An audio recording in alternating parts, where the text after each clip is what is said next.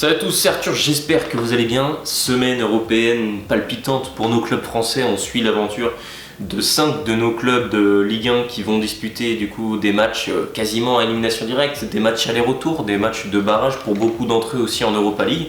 Donc évidemment on arrive enfin à un moment de la saison où ça y est, c'est décisif, maintenant tous les matchs sont très importants, c'est des matchs en jeu, des matchs sous pression, c'est là où on voit aussi si le football français progresse, parce que c'est vrai qu'à ce petit jeu là on est on se bagarre avec les Pays-Bas, alors on est vraiment un bon dernier du top 5, ce qui fait que on a quand même beaucoup de mal sur les résultats. Sans parler du palmarès, les clubs français ont beaucoup de mal tout simplement, ne serait-ce qu'à atteindre pour moi le carré final, des demi-finales de Coupe d'Europe, même l'Europa League Conférence on a du mal, donc Lille est le seul club qui, en tout cas pour ce qui est de C3, C4, Lille qui joue l'Europa Conference League est le seul club à avoir fini premier de sa poule, le seul club français à avoir fini premier de sa poule, ce qui veut dire qu'eux ils sont directement qualifiés pour la phase suivante, donc ils ne jouent pas cette semaine. Donc on va s'intéresser aux 5 autres clubs, à savoir le Paris Saint-Germain qui affronte la Real Sociedad en Ligue des Champions, et pour le reste, ça va être que des barrages d'Europa League, et là il y a du beau monde aussi. L'Olympique de Marseille qui se déplace en Ukraine à Donetsk, on a Lens qui reçoit Fribourg, on a également le Stade Rennais qui se déplace à San Siro pour affronter le Milan AC, le PSG qui avait déjà joué à San Siro en début de saison. Et là, effectivement, ça va être quand même assez compliqué pour les Rennais, mais vous allez voir, je vais vous donner mes pronostics après, il y a quand même des raisons de se battre. Donc voilà, et puis le dernier club à disputer un match important, c'est Toulouse qui se déplace du côté de Benfica, en tout cas si le match est tenu, parce qu'apparemment il y a des mouvements de greffe qui fait que Toulouse pourrait gagner sur tapis vert 3-0. Donc effectivement je ne vais pas trop en prendre en compte dans mon pronostic, parce que sinon je vous dirais 3-0 pour Toulouse en misant sur le fait qu'il y ait une grève, mais je vais rester vraiment à parler du terrain et du football, et en vous donnant mes pronostics aussi objectifs soient-ils, même si évidemment je le précise dès maintenant, moi je serai à fond derrière tous nos clubs français, même si moi je suis nantais de base. C'est important que le football français évolue et ça passe évidemment par des résultats en Coupe d'Europe. Donc demain soir, je vais suivre à fond le PSG en Ligue des Champions en espérant un résultat plus que positif au Parc des Princes face à la Real Sociedad. Et je vais supporter, ça va être un peu compliqué de suivre les 4 autres matchs en Europa League, évidemment, parce que j'ai pas 6 yeux qui vont me permettre de voir tous les matchs, tout ce qui se passe. Mais je vais essayer de suivre au maximum les résultats de l'ensemble de nos clubs français. Donc voilà. On va commencer du coup dans l'ordre des matchs, à savoir le match que tout le monde attend, PSG Real Sociedad demain à l'occasion de la Saint-Valentin. Donc voilà, on aura rendez-vous soit avec l'amour, soit avec le football. Pour ma part, je vais choisir le ballon rond. Et donc, parlons du PSG, le PSG qui écrase tout en Ligue 1 tout simplement. Je trouve que Luis Enrique est en train de réussir quand même un sacré pari dans le jeu qu'il produit. Paris joue finalement... Paris est le meilleur quand il joue en transition, là où Paris mettait systématiquement une grosse pression à son adversaire et avait vraiment une possession qui était parfois stérile dans les années précédentes pendant longtemps. Là je trouve que Paris sait aussi un peu attendre son adversaire, sait aussi reculer par moments et laisser son adversaire se découvrir un petit peu, parce que Paris, en fait, quand on a un corner pour nous contre le PSG, c'est une occasion de but pour le PSG. Cette saison, très clairement, parce qu'en transition et en contre-attaque, que ce soit avec Dembélé, Barcola, Mbappé, Colomani, ça fait très très très très mal.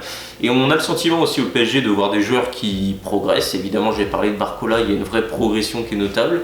Dembélé, quand il est vraiment dans son match, c'est un poison pour les défenses adverses, mais un vrai poison.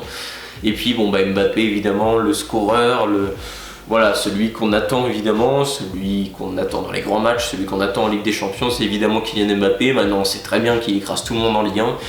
Moi j'attends de voir ça dans les phases finales de LDC, on attend toujours de voir plus d'Mbappé, on repousse toujours les limites d'un joueur comme lui.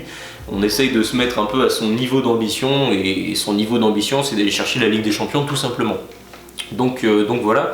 Et d'un autre côté la Real Sociedad, alors c'est marrant parce que à l'époque du tirage, donc qui commence quand même à faire plusieurs mois, on disait que c'était pas forcément le meilleur tirage, que c'était piégeux d'aller jouer à Anoeta, etc. Parce que on connaît un peu les Pays Basques là-bas, il y a une vraie ferveur, une vraie culture autour. C'est un club quand même assez identitaire, assez particulier.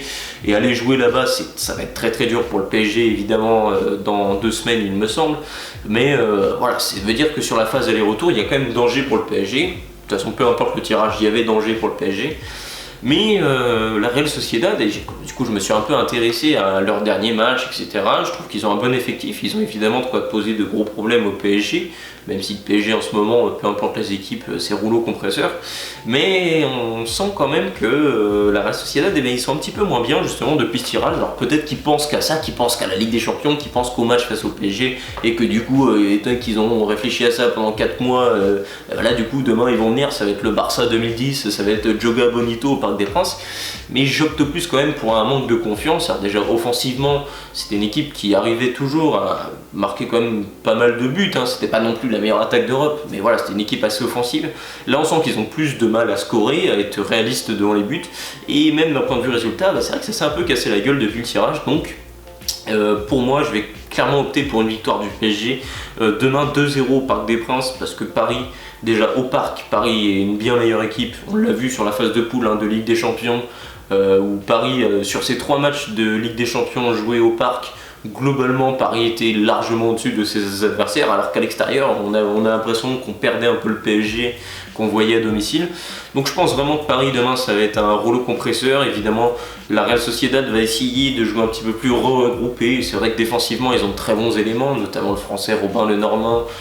Donc voilà, ça va être voilà, ça reste quand même une équipe très avec de très bons éléments. Donc je pense que Paris va avoir du mal à en caler 3 ou 4. Mais voilà, un 2-0 pour le PSG, je le vois bien.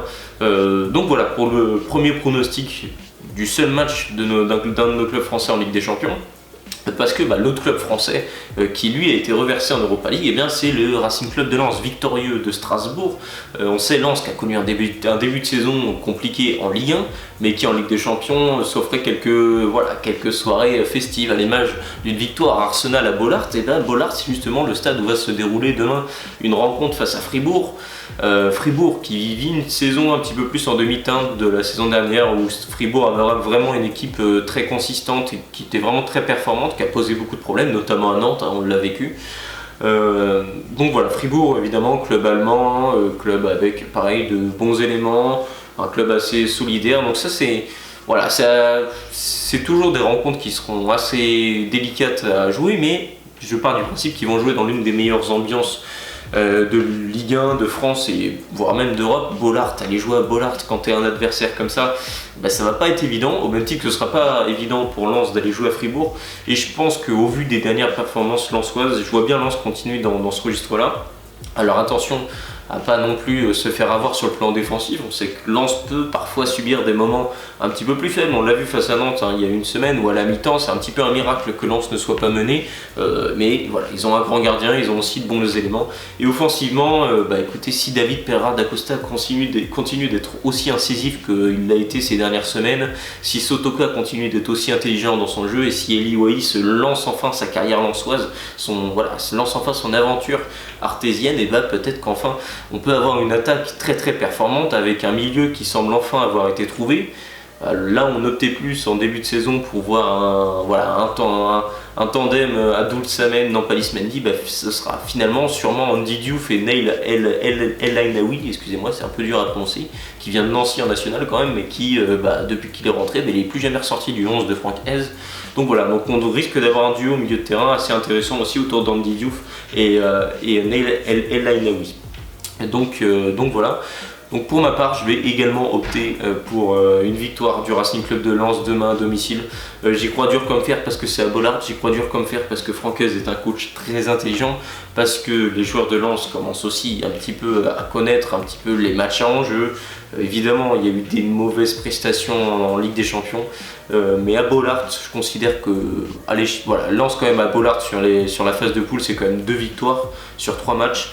Donc, dont une contre Arsenal. Donc je pense qu'à domicile, Lens va faire le boulot, parce que j'estime que c'est ça de faire le boulot, c'est de gagner le match aller. Et je compte sur le Racing Club de Lens pour aller chercher une victoire face à Fribourg. Je vois une victoire 2-1, donc avec quand même une équipe allemande qui posera des problèmes à l'équipe de Franck Hez. Donc voilà. Passons désormais à la troisième affiche qui concerne le dernier adversaire du Football Club de Nantes, à savoir le Toulouse FC. Le TFC qui se déplace normalement au Portugal à Lisbonne, donc dans un stade quand même assez chaud, pour affronter une équipe bien plus expérimentée que d'ailleurs la plupart des clubs français pour ce qui est des matchs en Coupe d'Europe. Évidemment, déplacement périlleux pour un Toulouse malade en Ligue 1. pour un Toulouse qui s'est offert quand même la possibilité d'affronter Benfica, donc de pouvoir accéder au barrage, donc de pouvoir continuer l'aventure européenne. Et voilà, c'est vrai que pour Toulouse, je vois une défaite 3-1, parce que l'expérience d'un club comme Benfica qui l'année dernière en Ligue des Champions a quand même fait une super épopée, qui ont des joueurs d'expérience, qui ont aussi des jeunes talents portugais très très forts, que ce soit en défense, même en attaque. Bref, je pense vraiment que Benfica est un cran au-dessus de Toulouse. Toulouse qui vit d'ailleurs un petit peu une épopée comme Nantes l'année dernière, savoir difficile en Ligue 1 et un peu une bouffée d'air en Europa League avec des affiches. Toulouse a réussi à battre Liverpool à la maison, mais là ce sera pas au Stadium, ce sera à Benfica et ça risque d'être très compliqué. Donc je vois une défaite 3-1 des Violets face à Benfica.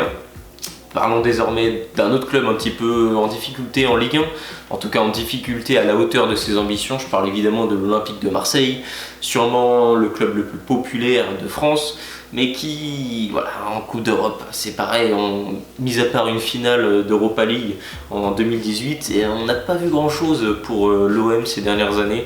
Je parle purement d'un point de vue Coupe d'Europe, évidemment. Moi je considérais que leur équipe de l'année dernière avait de quoi faire en Ligue des Champions, mais malheureusement se sont écroulés sur le dernier match de la phase de poule alors qu'ils avaient pourtant fait un bon match face à Tottenham. Là ils ont de nouveau rendez-vous avec l'Europe, là où ils devaient être qualifiés pour la Ligue des Champions. Marseille du coup a été reversé en Europa League et n'a pas réussi à finir premier de son groupe et devra donc passer par les barrages, avec un match difficile, un déplacement difficile à Donetsk, le même club, donc évidemment club ukrainien qui est dans une situation assez délicate, mais c'est ce même club là qui a éliminé le Stade Rennais l'année dernière en Europa League. Et j'ai du mal à avoir une victoire olympienne. Alors Marseille est évidemment favori, mais ces déplacements comme ça assez compliqués. Bon, évidemment le match ne se jouera pas en Ukraine, avec la situation actuelle ça va sans dire, mais ça reste des... Quand Marseille joue pas à domicile, quand Marseille n'arrive pas à emballer le match, on arrive rapidement à un match mort, et Marseille n'a pas cet élément technique qui va venir illuminer une soirée un petit peu délicate. Et je trouve que c'est un petit peu ce qui manque à l'OM. Match très difficile face à Metz vendredi dernier où ils font 1-1 au Vélodrome. On a des recrues qui essayent d'apporter comme ils peuvent, mais on sent qu'il y a aussi, c'est des recrues qui ont aussi des grosses errances. Je pense à Merlin, sur l'aspect défensif c'est plus compliqué. T'as des joueurs, on se demande s'ils sont vraiment au niveau de l'OM. Faris Mbanyama, même s'il a marqué vendredi dernier, est-ce que c'est réellement au niveau des ambitions de l'OM? Donc voilà, il faudra évidemment suivre la performance des cadres. Je suis pas sûr que Chancel Mbemba sera encore de retour, mais bon. Il y aura des absents en tout cas côté marseillais. Et moi je vois un score nul de 1 but partout dans ce match-là. Je vois pas une victoire olympienne dans ce déplacement un petit peu périlleux. Donc voilà. On va donc passer au dernier match, il me semble, des Coupes d'Europe de la semaine, le Stade Rennais qui se déplace à San Siro pour affronter le Grand Milan AC. Le Grand Milan AC que j'ai pourtant jamais vu comme un grand d'Italie cette année. J'ai du mal un petit peu à m'identifier à cette équipe. Évidemment, Stefano Pioli, il y a quand même sur le papier, il y a un effectif bien plus expérimenté que ce que pourrait avoir le Stade Rennais, mais on a un Stade Rennais qui vit un vrai renouveau avec Julien Stéphan. On se voit ces dernières semaines, le Stade Rennais est en mode rouleau compresseur, puisque ils sont bien remontés au classement, ils peuvent de nouveau espérer accrocher une vraie place qualificative, voire même le podium. Ils s'en rapprochent très fortement avec leur série qui est en cours, qui est assez exceptionnelle depuis l'arrivée du coach Stéphan, le retour plutôt du coach Stéphan qui met des choses intéressantes en place. Un retour un petit peu jumelé avec un autre retour, c'est celui de Martin Terrier. On le sait, élément offensif numéro 1 du Stade Rennais ces dernières années et qui revient vraiment bien. Ça a pris le temps qu'il fallait, mais on le sent vraiment de retour et du coup c'est un retour en forme plus globalement de l'équipe, puisque quand Terrier marche bien, ça veut dire que Bourigeaud se sent mieux aussi, et quand Bourigeaud ça va mieux aussi. Des joueurs comme Kalimundo s'illustrent de nouveau. Donc il y a eu des choix forts qui ont été faits, des joueurs qui ont été mis sur le banc. Je pense à Ludovic Blas, je pense à Yildirim, Amine Gouiri. Mais c'est sûrement les bons choix parce que le Stade Rennais, ça marche bien en ce moment, et je pense que le Stade Rennais va aller chercher le Grand Milan à San Siro, non pas une victoire mais un match nul, un partout, ce qui laisserait évidemment la possibilité sur le match retour au Roazhon Park aux Rennais de pouvoir lancer une vraie épopée, parce que s'ils arrivent à éliminer le Grand Milan AC, évidemment ce serait une prestation remarquée. Donc le Stade Rennais n'est pas favori, mais je vois un match nul dans ce match-là, un but partout. Donc voilà, je fais confiance aux Bretons pour également nous offrir des points UEFA pour nous permettre aussi de valoriser un petit peu nos clubs français dans ces Coupes d'Europe, c'est important. Donc voilà, j'espère en tout cas que cette vidéo analyse un petit peu pronostic de ces matchs de Coupe d'Europe vous aura plu. Si c'est le cas, n'hésitez pas à me le dire dans l'espace commentaire et à vous abonner à ma chaîne YouTube. Allez, ciao tout le monde.